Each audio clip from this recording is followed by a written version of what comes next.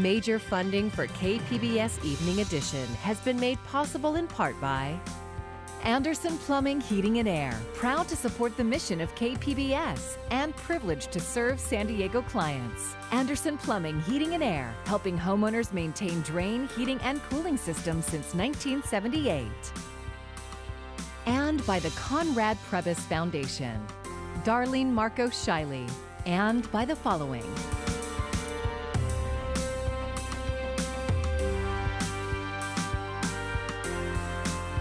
And by viewers like you. Thank you.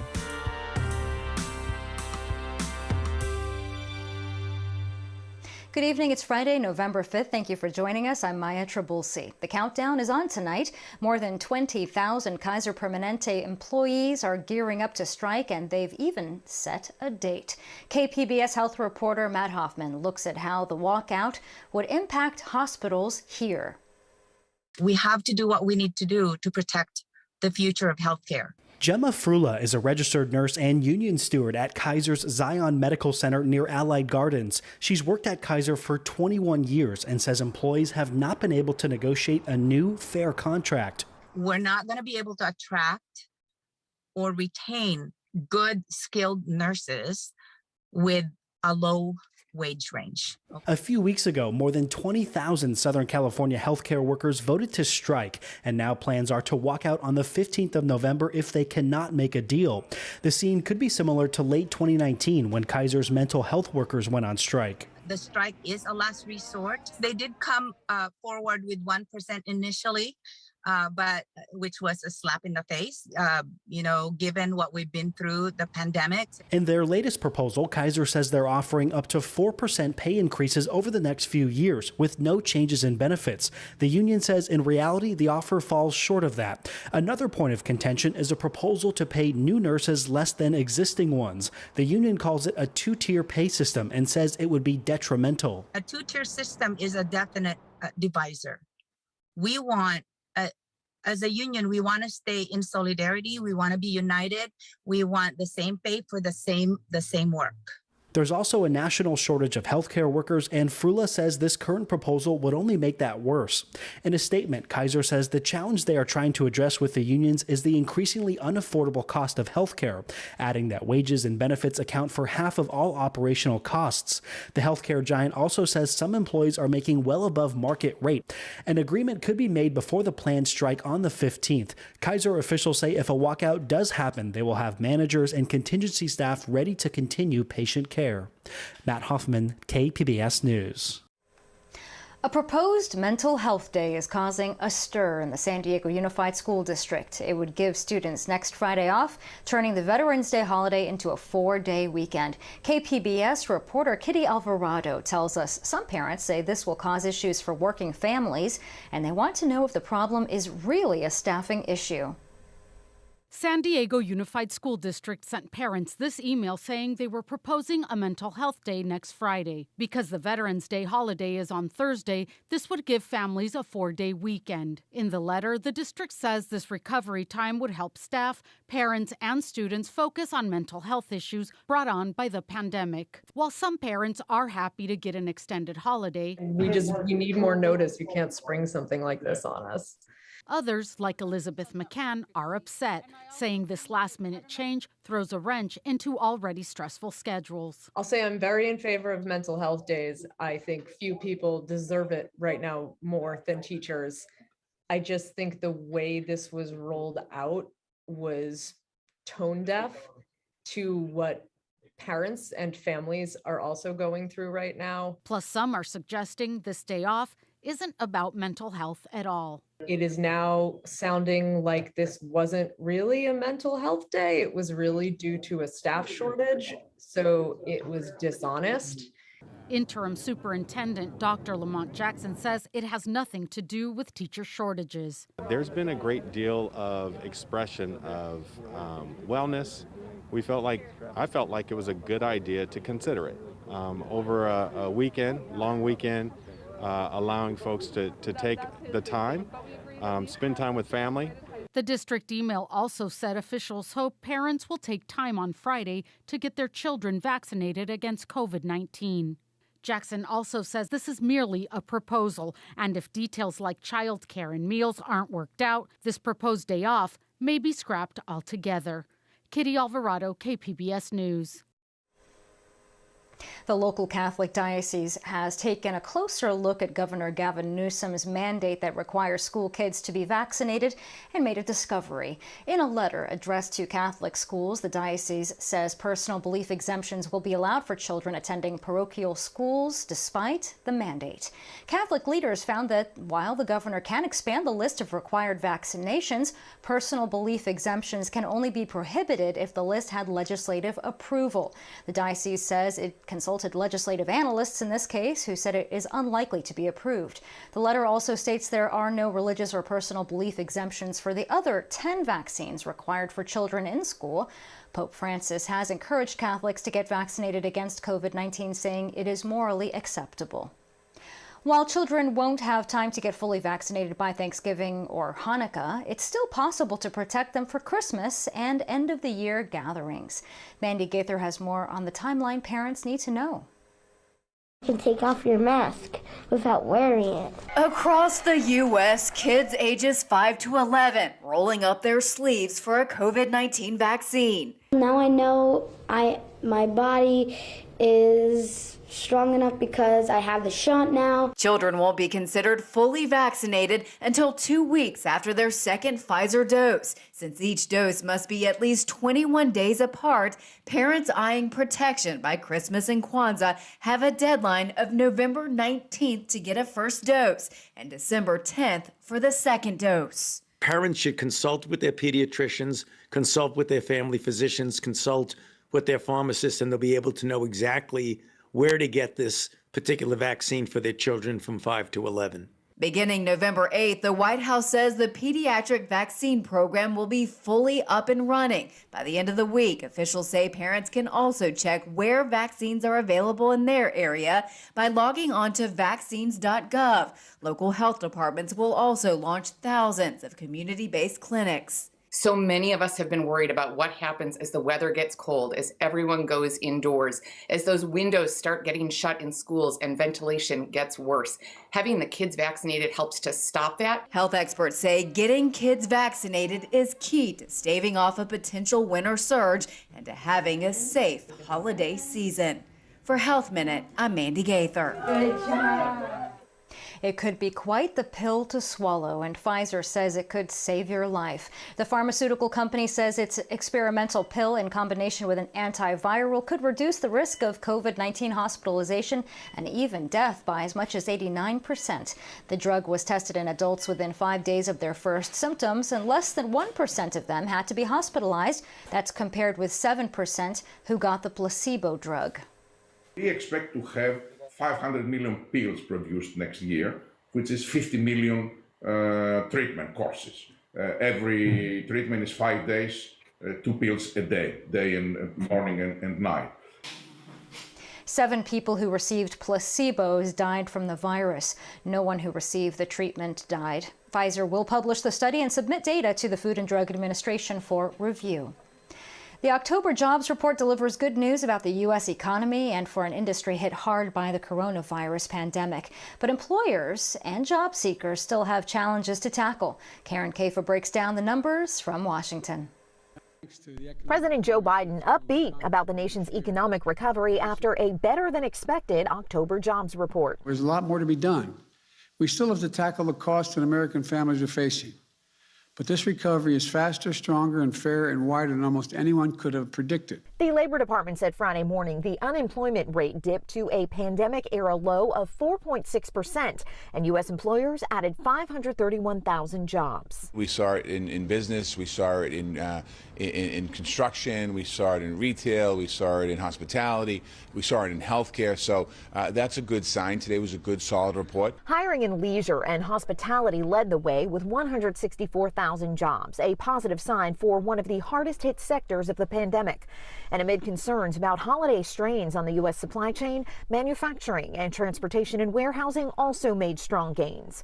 But the labor participation rate remains below pre-pandemic levels as millions of American workers remain on the sidelines, especially those who care for children and other home responsibilities. There are these rocky periods where, you simply can't smooth over the issues trying to get people back in the labor force, get them retrained. The tight labor market has pushed average hourly wages higher, almost 5% from 1 year ago, but struggling to keep pace with recent inflation in consumer prices.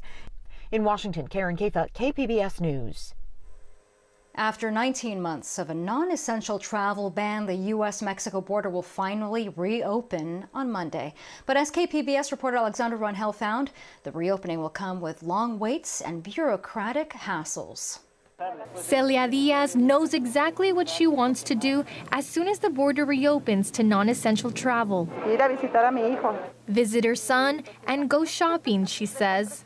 Diaz is a Mexican citizen with a tourist visa. Her son recently became an American citizen, but he hasn't been able to get a passport. So they've been stuck without being able to see each other since July.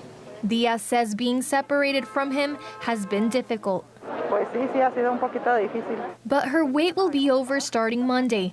That's when she and other non-essential travelers will finally be allowed to cross into the U.S. as long as they've been vaccinated. Moises Castillo, the Customs and Border Protection Officer in charge of the San Isidro Port of Entry, explained the new process. If you are a visa holder traveling for non-essential reasons, you can verbally attest or declare at primary to the CBP officer as to your vaccination status. We ask that you do not wait for the officer to ask you the question. You should also have proof of your vaccination status in case the officer asks. Not all travelers will be asked for proof of vaccination. Border Patrol agents will randomly check people for vaccination proof, similar to how they conduct vehicle inspections. Everyone must have their vaccination papers, but not everyone will be asked to show them. And there is no way of knowing who will be asked and who won't. It's random. If the officer deems that he or she needs to ask, they will ask. Getting a vaccination certificate in Tijuana has proven to be easier said than done. Ese certificado. That is Jesus Alejandro Ruiz Uribe. He is Baja California's federal delegate who oversees social programs. It's his job to make sure everyone eligible in the state gets the right paperwork. He showed us the certificate people can use as proof of vaccination. It's a QR code border officials can scan. But the certificates are full of errors. Tenemos un promedio de 3,200, ahorita están. Uribe says they had about 3,200 people waiting in line every day asking for corrections. Now it's about 1,200 people daily. Mira, los errores más grandes son los que tienen que. Uribe says the problem is people didn't fill in their personal information correctly on their original documents. He says a lot of people provided false addresses and telephones because they didn't trust the federal government with their personal information. Uribe understands the frustration. Living in a border community means crossing on a regular basis. And not being able to cross feels like being cut off from half of your world. El espíritu de Tijuana es transfronterizo, pues. Tijuana has a border spirit, he says. People from Tijuana are the most Americanized Mexicans, and people from California are the most Mexicanized Americans. People who have the right paperwork will have to deal with another obstacle before crossing the border: long wait times. Border wait times at San Isidro were notoriously long even before COVID times. But now, wait times could be longer than ever. As we lift restrictions, we are expecting an increase in travelers, and we're also expecting an increase in wait times. On a recent weekday, a car broke down just a few yards from the port of entry. CBP has reassigned more officers to meet the anticipated demand. But there are still no plans to reopen the Ped West pedestrian crossing or open all of San Isidro's vehicle traffic lanes. Evangelina Sanchez says she's already waited 19 months to cross. What's another couple of hours? She jokes and says she plans to set up a camping tent for the long wait. Alexandra Rangel, KPBS News. This story was also reported by KPBS border investigative reporter Gustavo Solis. And this story was made possible with support from the Economic Hardship Reporting Project. Young activists have taken to the streets of Glasgow, calling on world leaders to take action on climate change. The Fridays for Future protest was held just a short distance away from the United Nations Climate Summit in the same city. Leaders have announced a series of pledges, including a deforestation commitment, a deal on coal, and a plan to stop investing public finances into fossil fuel projects abroad. But activists are urging for more aggressive measures. Many are starting to ask themselves, what will it take for the people in power to wake up? But let's be clear, they are already awake. They know exactly what they are doing. They know exactly what priceless values they are sacrificing to maintain business as usual. A UN report out this week says the world isn't adapting fast enough to combat the climate crisis. It finds the increased droughts, floods, wildfires, and heat waves we've already seen are likely here to stay. And those issues are impacting low-income countries 5 to 10 times faster than money is flowing into them. The U.S. and other wealthy nations have reaffirmed their commitment to contribute $100 billion a year to help developing nations move away from fossil fuels.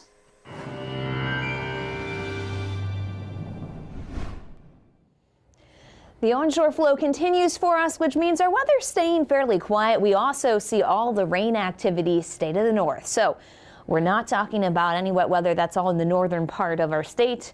As we work our way into next week, we'll see some more clouds work their way on in. And that's going to ease some of the temperatures, especially through the deserts where we've been pushing the lower 90s. Right now, though, as we head through tonight, Mount Laguna coming down to 50 for the low. Borrego Springs back in the mid 50s, and for the city, 59 for the low. As we work our way into Saturday, we still have, again, that onshore flow. Still pretty warm through the interior. A cold front staying well to our north, so again, missing out on all of the action here. We're not talking about any rainfall working its way on through. There are going to be some extra clouds breaking out for sunshine late in the day. 70 for the high as you head towards Escondido, 78.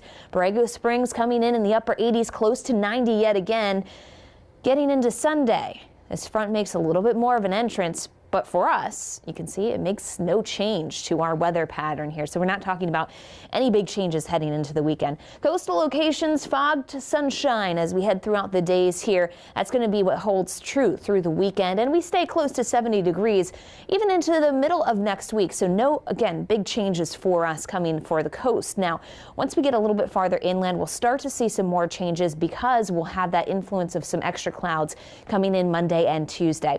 So temperatures hanging on to the upper 70s, mid 70s for the weekend. We're easing things off a little bit with more of those clouds arriving by Tuesday, and that's what puts us back into the lower 70s for our mountain communities. Extra clouds Monday and Tuesday means we're only in the 50s, but otherwise very comfortable. Plenty of sunshine out there for the weekend and making it into the lower and mid 60s. Beautiful weather if you're getting to visit there. And then desert communities closer to 90 degrees for the weekend, easing off into the 80s, mid 80s that is, for Monday and Tuesday. For KPBS News, I'm AccuWeather meteorologist Melissa Constanzer.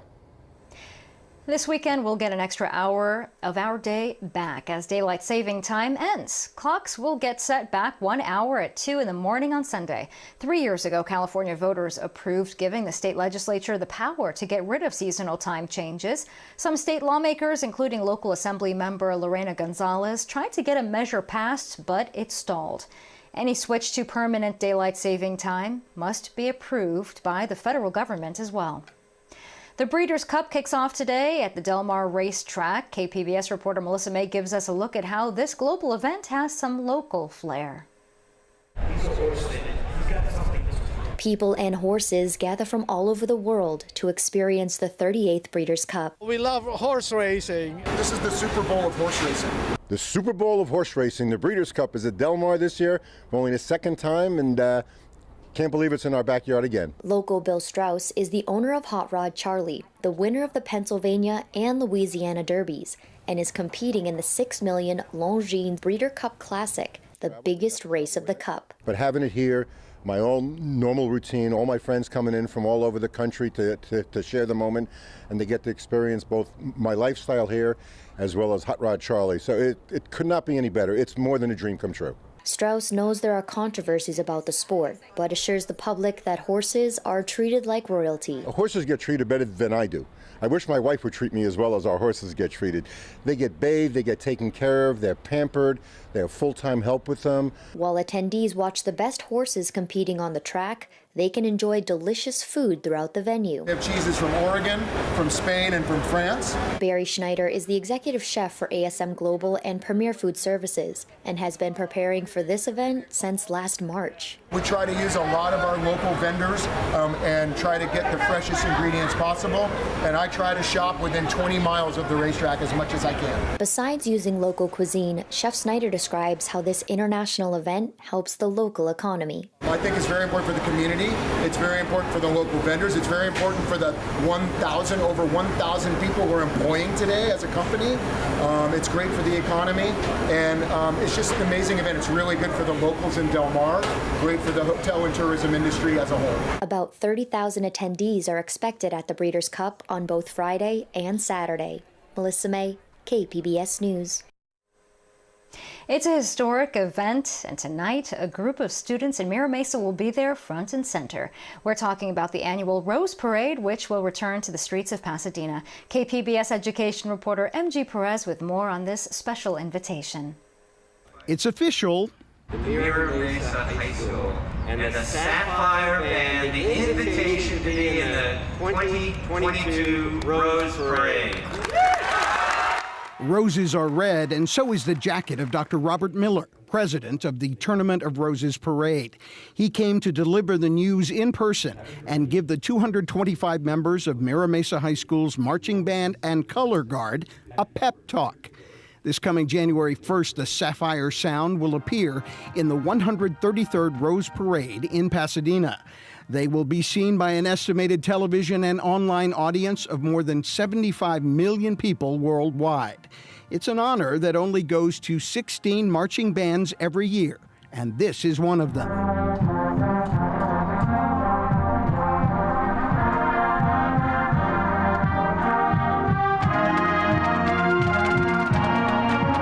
Mira Mesa is an absolute symbol of the best of quality public education. The Sapphire Sound was supposed to march in the Rose Parade January 1st, 2021. COVID killed that, but not for good. They're back and ready to step into the light. Into the Light is the marching band's football halftime show theme this season. Each member is committed to bring light, hope, and their talent to the performance in Pasadena and beyond.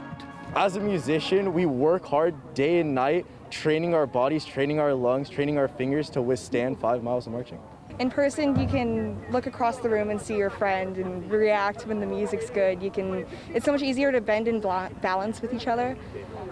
So you really miss out a lot when you're on Zoom. What's up, Mira Mesa?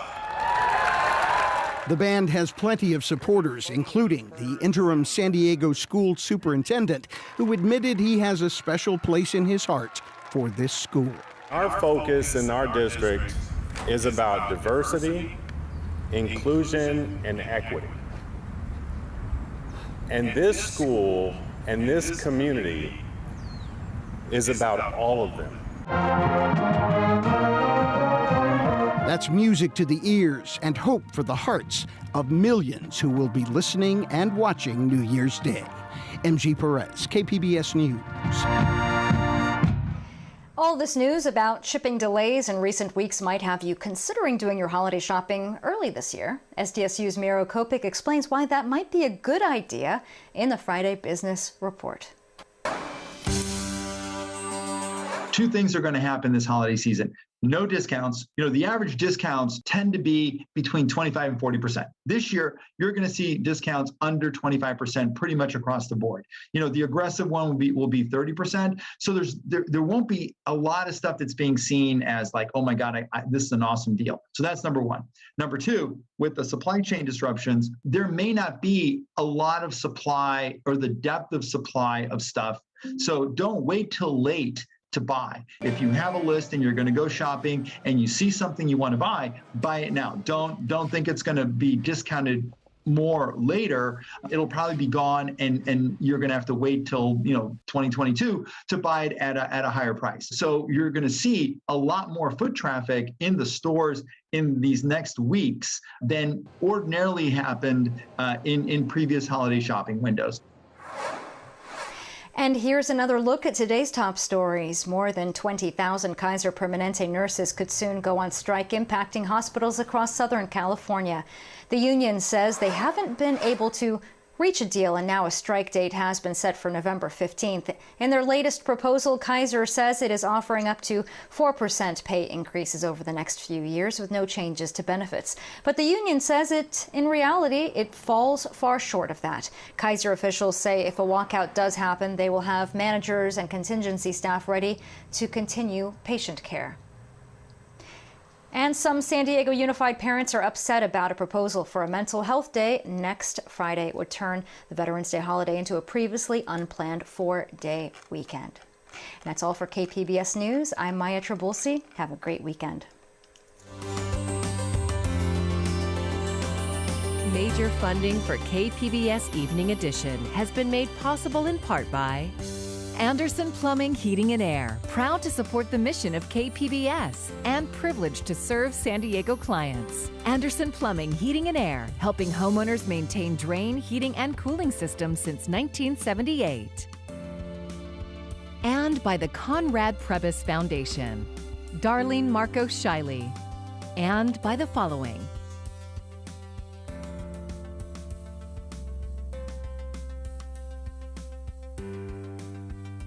and by viewers like you. Thank you.